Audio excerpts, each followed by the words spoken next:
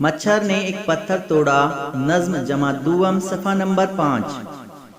मच्छर ने एक पत्थर तोड़ा, पत्थर में से निकला घोड़ा।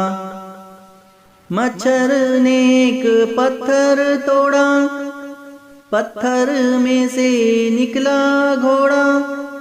घोड़े ने कुछ खीर पकाई, खूब मजे ले लेकर खाई। इतने में एक उल्लू आया, उल्लू ने खेल दिखाया। उसने अपनी मुट्ठी खोली, मुट्ठी में से निकली झोली। झोली में से निकली बिल्ली, बिल्ली चलकर आई दिल्ली।